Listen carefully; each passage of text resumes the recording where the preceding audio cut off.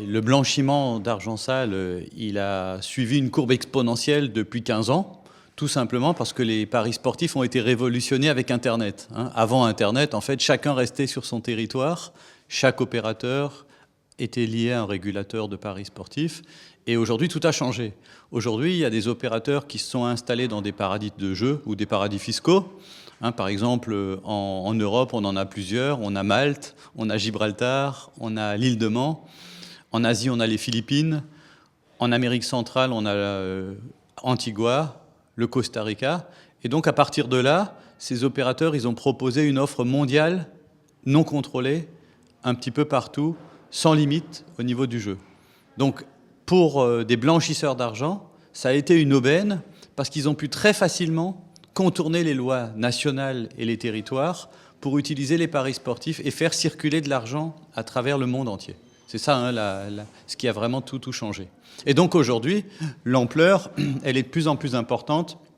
On évalue sans doute entre 50 et 100 milliards d'euros, donc entre 500 et 1000 milliards de dirhams, l'ampleur des paris sportifs blanchis.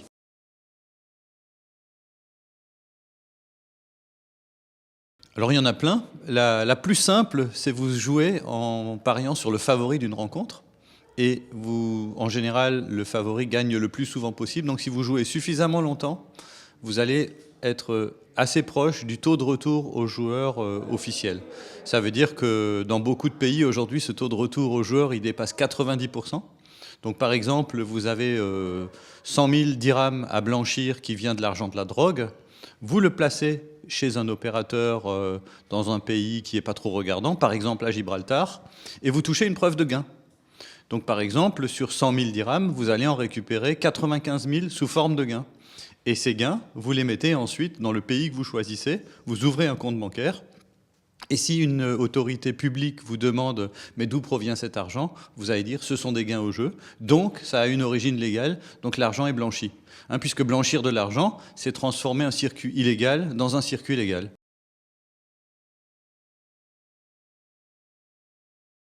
Aujourd'hui, vous avez la double chance d'avoir deux avantages. Le premier avantage, c'est que vous avez un contrôle d'échange qui est très strict, et donc c'est pas si simple que ça de sortir de l'argent du territoire marocain. C'est possible, mais il faut déguiser et il faut trouver. Donc ça, c'est une première protection. Et la deuxième protection, c'est que vous avez un cadre des paris sportifs qui est extrêmement contrôlé. Déjà, vous avez donné l'autorisation pour les paris sportifs à un seul opérateur, la Marocaine des Jeux et des Sports. Donc ça, c'est une grosse protection. En Italie, ils en ont 1000.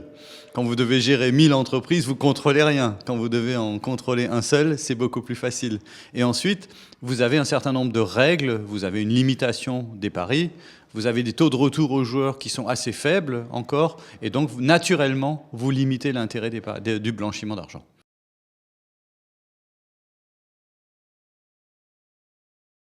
On peut difficilement tracer les flux au niveau international.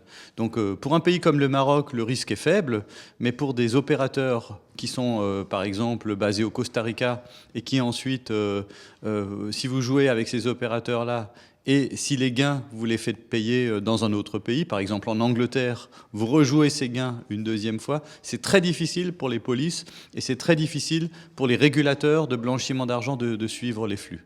En général, un régulateur, quand vous discutez avec lui, par exemple l'UTRF au Maroc, ils vous disent qu'après 2 pays, ils sont perdus. Parce qu'il faut des autorisations, il faut des commissions rogatoires, il faut un accord d'un autre pays pour donner de l'information en retour, donc c'est très difficile. Chaque pays a ses règles. Au Maroc, la règle, elle est très simple. Un site est illégal à partir du moment où il n'a pas d'autorisation explicite. Donc aujourd'hui, pour les paris sportifs, il n'y a qu'un opérateur qui a l'autorisation, c'est la Marocaine des Jeux et des Sports. Donc tout parieur marocain qui parierait chez Bet365 ou chez bwin, aujourd'hui à l'étranger, par exemple via une carte bancaire internationale, serait totalement illégal. Et l'opérateur, surtout, est illégal. Donc l'opérateur peut être réprimandé pour ça.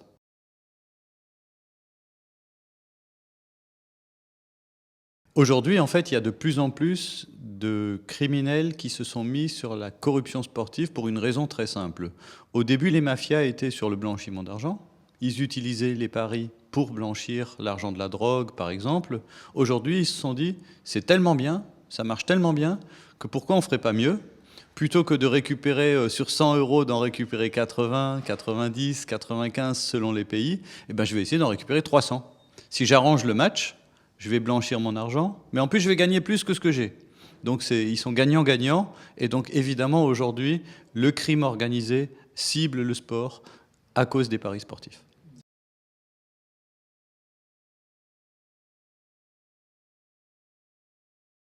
Il faut déjà une volonté, parce qu'aujourd'hui, la plupart des pays ne sont pas encore mobilisés sur ni les paris sportifs, ni la corruption sportive, parce que ce sont des sujets nouveaux.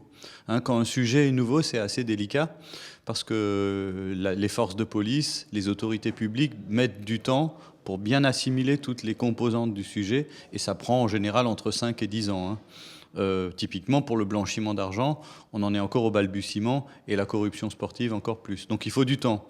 Alors ensuite, des recommandations concrètes, on en a. La première, c'est déjà de lutter contre les paradis fiscaux et de faire de la lutte contre le crime organisé une vraie priorité. Tous les pays qui luttent contre le crime organisé obtiennent des résultats contre le blanchiment d'argent.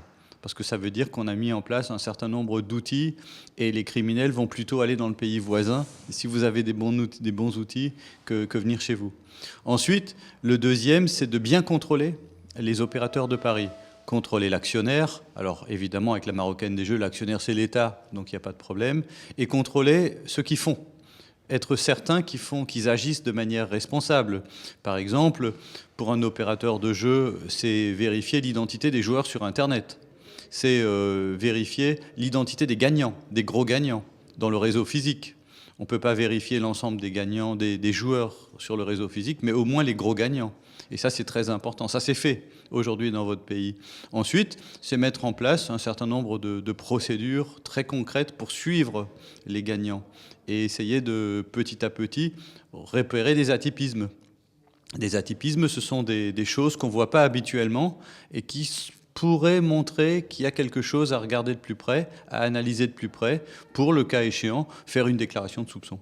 Aujourd'hui, en fait, vous avez une unité du renseignement financier, qui est votre régulateur de blanchiment d'argent au Maroc, qui est prête et qui est à même de recevoir des déclarations de soupçon, notamment des opérateurs de paris. Donc c'est ce genre de choses qu'on met en place aujourd'hui.